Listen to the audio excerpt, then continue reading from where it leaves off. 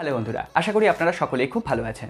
আজকে আমরা স্মার্টফোন ইতিহাসে বহুল চর্চিত একটি স্মার্টফোন কোম্পানিকে নিয়ে কথা বলবো। জানি এতক্ষণে আপনারা সকলেই ধরে ফেলেছেন। হ্যাঁ, আপনারা ঠিকই ধরেছেন, আজকে আমরা পোকোকে নিয়ে কথা বলবো। পোকোর একটি নতুন ফোন এনলিস্টেড হয়েছে, পোকো M2 Pro। এই ফোনটির সত্যতা কতটা, এই ফোনটি আদৌ আমরা হাতে পাবো কিনা, এর সমস্ত ডিটেলস আপনাদের সামনে আজকের এই ভিডিওতে ক্লিয়ার করে দেবো। এর সাথে সাথে বলে দিই, পোকো F2 জন্য আমরা কিন্তু অনেক দিন ধরে ওয়েট করেছিলাম। এখনও পর্যন্ত পোকো F2 দেখা নেই। আমরা দীর্ঘ 1.5 বছর ওয়েট করার পর সেখানে আমরা Redmi K30-র একটা রিব্র্যান্ডেড ভার্সন হিসেবে পোকো X2 এই ফোনটা ভারতের বাজারে পেয়েছিলাম। আবার পোকোর তরফ থেকে এই ধরনের বিভিন্ন লিক করা হয়েছিল যে Redmi K30 Pro কখনোই পোকো F2 নাম নিয়ে ভারতের বাজারে আসবে না। হ্যাঁ, তারা এই লিকটা ঠিক করে দিয়েছে, কিন্তু তারা গোড়ায় গলদ রেখে দিয়েছে। হ্যাঁ, Redmi K30 Pro Poco F2 Pro নাম নিয়ে ইন্ডিয়ার বাজারে আসতে চলেছে। আজকে বেশ কিছু প্রমাণ রয়েছে। অলরেডি এই ফোনটি গিয়ার বেস্টে এনলিস্টেড হয়ে গেছে। আপনারা চাইলে gearbest.com-এ গিয়ে চেক করে দেখে নিতে পারেন। দাঁড়ান, আগে আমাদের ভিডিওটা শেষ করবেন, তারপরে গিয়ে ওখানে গিয়ে চেক করে নিন। এছাড়াও আগামী 8ই মে Xiaomi Mi 10 ভারতের বাজারে লঞ্চ করতে চলেছে। ওই দিন কিন্তু আরও দুটো লঞ্চ ইভেন্ট তারা রাখতে চলেছে। একটা হচ্ছে Mi UI 12 তারা লঞ্চ করবে ওই দিন। হ্যাঁ, সেই দিন হয়তো কোনো ফোনে আমরা স্টেবল ভার্সন পাবো না, তারা অ্যানাউন্স করে দেবে। এবং সর্বপ্রথম Redmi K20 Pro এই ফোনটিতে আমরা Mi UI 12-এর আপডেট দেখতে পাবো। এটা বেটা ভার্সনেই আপনারা এখন থেকে ইউজ করতে পারবেন। এটা আপনাদের ইনস্টল করে নিতে হবে ম্যানুয়ালি।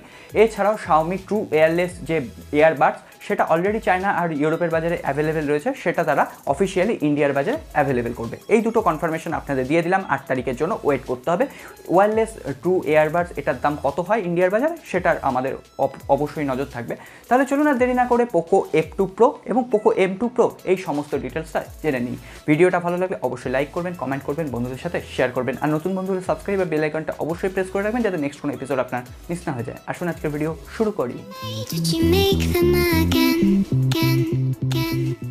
আমরা কথা বলবো পোকো F2 Pro এই ফোনটিকে নিয়ে। আপনারা যারা ভেবেছিলেন পোকো F2 Pro 30,000 টাকার প্রাইস পয়েন্টে আসবে, তারা অবশ্যই আজকের ভিডিও দেখে একটু দুঃখ পেতে পারেন, একটু আঘাত লাগতে পারে।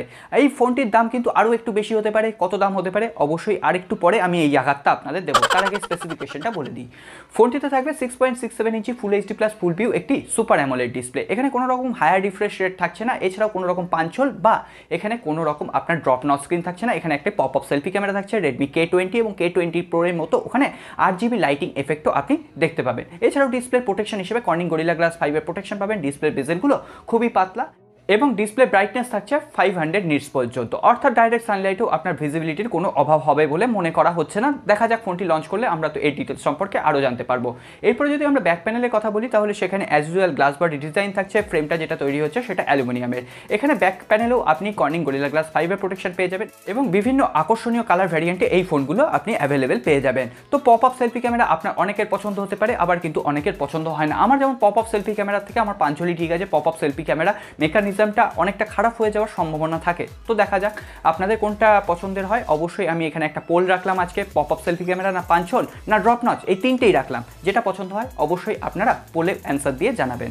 আপনাদের অ্যান্সারের অপেক্ষায় থাকবো। এরপরে যদি আমরা পারফরমেন্স নিয়ে কথা বলি, তাহলে কোয়ালকমের একদম লেটেস্ট একটি চিপসেট এখানে দেওয়া হয়েছে, কোয়ালকম স্ন্যাপড্রাগন 865।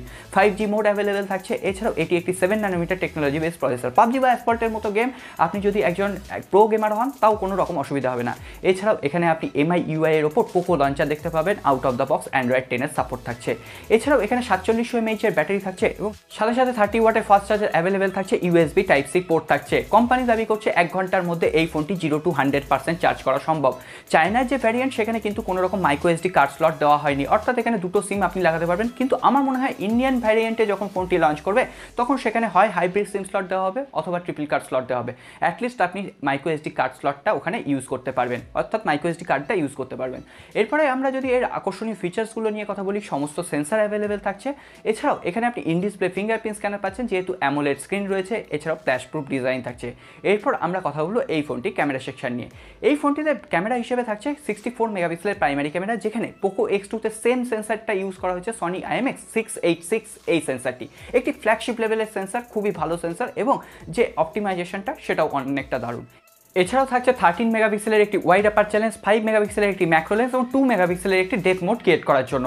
এখানে 5 মেগাপিক্সেলের অন্তত ডেপথ মোড ক্রিয়েট করার জন্য দিতে পারতো। এখানে কিন্তু কোনো রকম টেলিফটো লেন্স থাকছে না। তবে ফোনটি লঞ্চ করার সময় যদি Xiaomi আমাদের ভুল প্রমাণ করে টেলিফটো লেন্সটা এখানে ইনবিল্ড করতে পারে, তাহলে অবশ্যই ধন্যবাদ জানাতে হয়।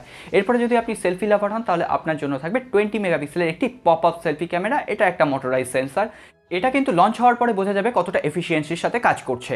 এরপর আসি এই ফোনটির লঞ্চ রেট এবং দাম ইন্ডিয়া এবং বাংলাদেশের জন্য। তার আগে বলে দিই, আমি আবারও বুঝতে পেরে গেছি আপনারা দেখুন ভিডিওটি লাইক করেনি। এখানে ভিডিওটি লাইক করে দিন, আর নতুন বন্ধু হলে সাবস্ক্রাইব আর বেল আইকনটা প্রেস করতে একদম ভুলবেন না। আর ভালো না লাগলে অবশ্যই ডিসলাইক আপনারা করতেই পারেন। প্রথমে আসি লঞ্চ ডেট। এই ফোনটি হয়তো এই মাসের শেষের দিকে ভারতের বাজারে অ্যাভেলেবেল হয়ে যাবে এবং তার দিন দশেক পরেই আপনি বাংলাদেশের বাজারে আনঅফিসিয়ালি এই ফোনটি কিনতে পারবেন। এই ফোনটিতে আপনি দুটো র্যাম ভ্যারিয়েন্ট পাবেন, 6GB র্যাম ভ্যারিয়েন্টের সাথে 128GB এবং 8GB র্যাম ভ্যারিয়েন্টের সাথে 256GB ইন্টারনাল মেমোরি। এবং বেস ভ্যারিয়েন্টের দাম ইন্ডিয়ার বাজারে হতে পারে 32 থেকে 34 হাজার টাকার আশেপাশে। হ্যাঁ, এবং এর আপার ভ্যারিয়েন্টের দাম হতে পারে 36 থেকে 38 হাজার টাকার আশেপাশে। বাংলাদেশে গেলে এটা 40 থেকে 42 হাজার টাকার আশেপাশে হতে পারে। আর MI10 যে ফোনটি লঞ্চ করবে সেটা কিন্তু 42 হাজার টাকা ওর বেস ভ্যারিয়েন্টের দাম হতে পারে। তো এখন আপনাদের কি মত, MI10 না Redmi K30 Pro? অবশ্যই একটি কমেন্ট করে জানাবেন। এরপর আমরা কথা বলবো Poco M2 Pro এই ফোনটিকে নিয়ে। এই ফোনটির একটা লিক্স বা রিউমার সামনে এসেছে। এখানে Xiaomi ভুল করেই হোক বা Xiaomi ইন্টেনশনালি হোক, তারা কিন্তু একটি তাদের যে অফিসিয়াল সার ভ্যালু পেজ আছে সেখানে Poco M2 Pro নামে একটি ডিভাইসকে এনলিস্টেড করেছিল। তারপর কিছুক্ষণের মধ্যেই তারা এই ডিভাইসটাকে মুছে দিয়েছে, ওখান থেকে রিমুভ করে দিয়েছে। এটা তারা হাইপ ক্রিয়েট করার জন্য তৈরি করেছে না ভুল করে তারা করে ফেলেছিল এখনো পর্যন্ত জানা যাচ্ছে না। তবে লিক্সটার মুকুল শর্মার রিসেন্ট লিক্স থেকে এটা কনফার্ম হওয়া গেছে Poco M2 Pro এখনও এক্সিস্ট করে। সুতরাং Poco M2 Pro কিন্তু ভারতের বাজারে লঞ্চ করবে। এখানে বলে দিই, এই ফোনটি কিন্তু কোয়ালকম স্ন্যাপড্রাগন 720 প্রসেসরের সাথে লঞ্চ করতে পারে। এছাড়াও Redmi Note 9 Pro এবং Note 9 Pro Maxের এই মিড পয়েন্টের একটা দামে কিন্তু এই ফোনটি লঞ্চ করতে পারে ইন্ডিয়ার বাজারে। এখন দেখা যাক এরপরে যখন কনফার্মেশন আসবে, যখন কোনো লিক বা রিউমার্স আসবে, অবশ্যই আমি আপনাদের সাথে শেয়ার করবো। এছাড়াও এই ফোনটি সম্পর্কে কোনো আপনার মতামত থাকলে কমেন্ট করে জানাবেন। তো আজকে আর কথা বাড়াচ্ছি না, ভিডিওটি ভালো লাগলে আরেকবার লাইক করে দেবেন, সাবস্ক্রাইব আর বেল আইকনটা প্রেস করে দেবেন। দেখা হবে আগামী পর্বে। খুব ভালো থাকবেন।